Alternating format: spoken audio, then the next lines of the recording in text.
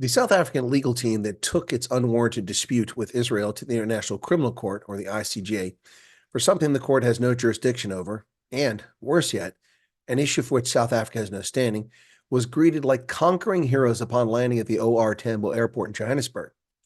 Never mind the spectacle of people overjoyed that the ruling ANC has insinuated itself yet again in the domestic affairs of a faraway country, something it constantly bemoans that the U.S. does.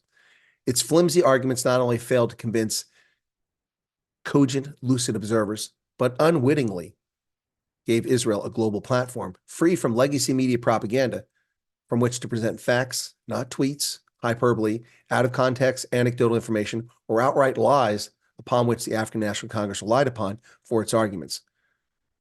Far from convincing the folks on the fence, the ANC farce most likely pushed more to support Israel in response to the war Hamas launched with unparalleled barbarism on October 7th, 2023.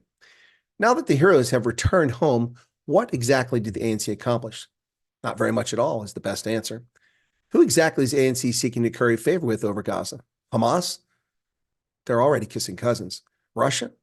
To what end? Moscow's trade with South Africa is negligible. Muslims? Perhaps.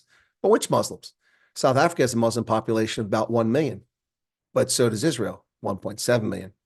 Far more Muslims than one finds in South Africa. Perhaps it's to appeal to the global South. But again, to what end?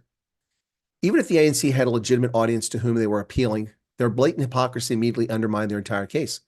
When the United Nations voted to condemn Russia for its invasion of Ukraine in February 2022, the ANC demurred, choosing to abstain rather than condemn. The ANC's legal beagles went to The Hague to argue that Israel is committing genocide by intentionally targeting civilians, which of course does not meet the definition of genocide. However, they have yet to call out or accuse either Ukraine or Russia. Both Russian and Ukrainian forces have intentionally targeted and obliterated civilian targets throughout their war. Yet the ANC has remained silent.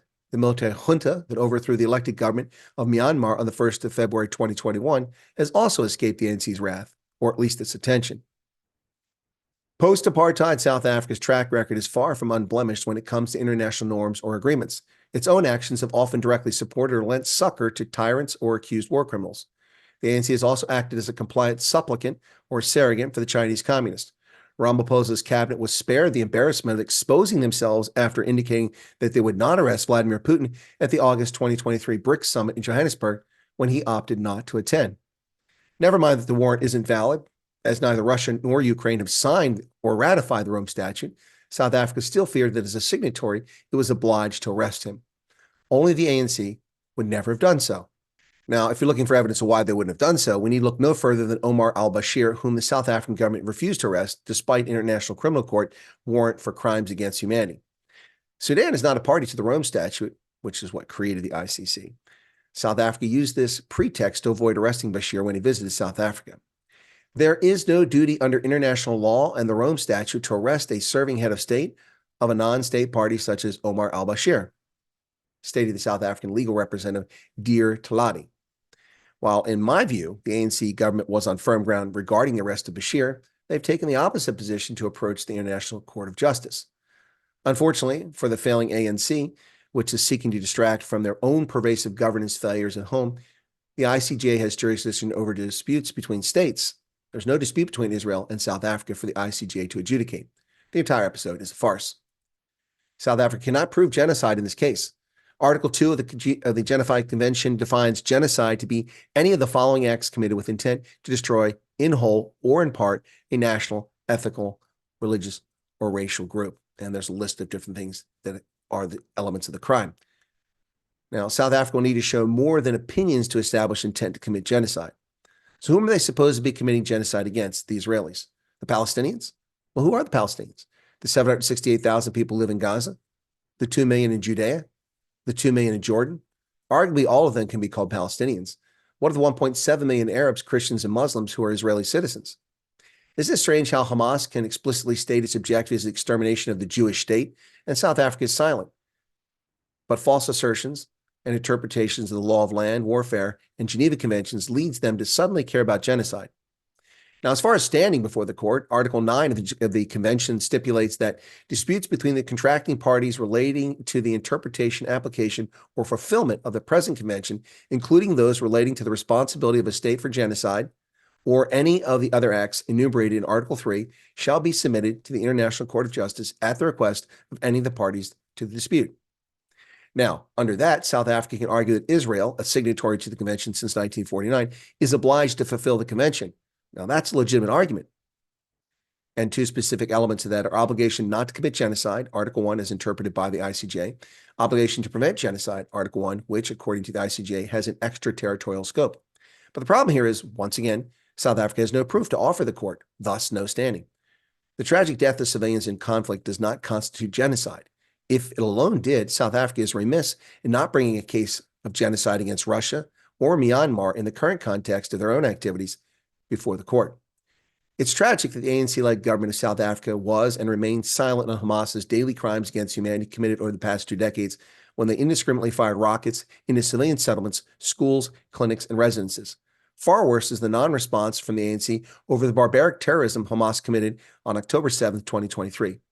But to truly ensure they land on the wrong side of history, the ANC has the temerity to take Israel to court while holding meetings with and laughing alongside Hamas terrorists. One can certainly take issue with Israel's response to the Hamas terror attacks and the war Hamas launched in October. The principle of proportionality certainly comes to mind. However, while not also condemning Hamas or even seeking to use its close relationship with Hamas to at least release Israeli hostages, let alone abandon its stated genocide of the Jewish state, South Africa's ANC has exposed its hypocrisy for the world to see. The ANC is fond of trying to claim the moral high ground while simultaneously pilfering billions of dollars, dumbing down education standards, destroying South Africa's infrastructure, enriching its favorite patronage network, implementing racist laws at home, tolerating bigotry and racism within its own parliament, ignoring crimes against humanity in Zimbabwe, palling around with accused war criminals, tolerating and facilitating lawlessness at home, meddling in the domestic affairs of Côte d'Ivoire, Burundi, the DRC, Comoros, Mozambique, the Central African Republic, and elsewhere, and even twice at the behest of the Chinese communists, themselves guilty of genocide against the Uyghurs, denying the Dalai Lama entry to South Africa for Archbishop Desmond Tutu's birthday, and ironically, a summit on racism. The ANC-led government of South Africa has no more high ground. It is not acting on behalf of the angels. While ignoring horrors in China, Russia, Ukraine, Myanmar, and elsewhere, it picks the wrong venue to castigate the state of Israel, which is not committing genocide, but rather acting in self-defense, as a sovereign nation is permitted to do. The ANC is looking for distractions to avert eyes from its destructive domestic failures in every single segment of society, the economy, and the environment. And that's the reality we're facing right here, folks. That's why South Africa went to the International Court of Justice. Not for justice, but for grandstanding, for attention, and to seek favor with racist, bigots, anti-Semites, Jew haters, and those who hate the West. That was their objective, and that's what they achieved. Look at the huge welcome they got at OR Tambo. There was no cheering, no demands for Hamas to be reined in when it butchered 1,200 people in a single day, virtually all civilians, beheading, cutting the breast off of women, cooking babies in ovens, executing innocent civilians with a bullet to the back of the head, throwing grenades in the bomb shelters to disfigure and maim people, burning people alive in their homes.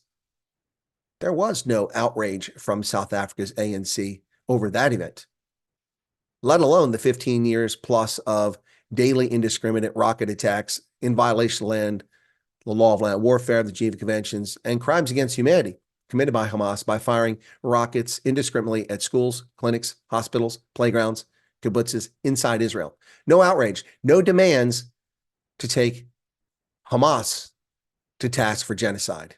Only Israel, when it acts in self-defense after a brutal assault. Now, make no mistake, the number of people who've died as a consequence of Hamas using civilian buildings as succor and places to commit attacks is horrific. And proportionality should be a consideration all the time for Israeli operations. But taking Israel to court over genocide, over a people whom genocide was committed against by a group of people who once embraced terrorism as a means to achieve power is right par on course for who the ANC is. Their necklacing of Inkatha members in KZN, KwaZulu-Natal back in the 1980s and early 90s. This is a government that has exposed itself as lacking legitimacy, and it's sad. It's sad. Once upon a time, there were true Democrats in the African National Congress, people who simply wanted racial harmony and reconciliation and had no trouble with a multi-party democracy based on a capital market. But they are few and far between these days. Parties led by a cabal of kleptocrats who are nothing but communist sympathizers and people who are avowed haters of all that is good and wonderful. There you go, folks. That's it. God bless. Take care of yourselves. And let's hope that Israel can finish this Hamas thing quickly before there's any greater suffering amongst the people in Gaza. Take care.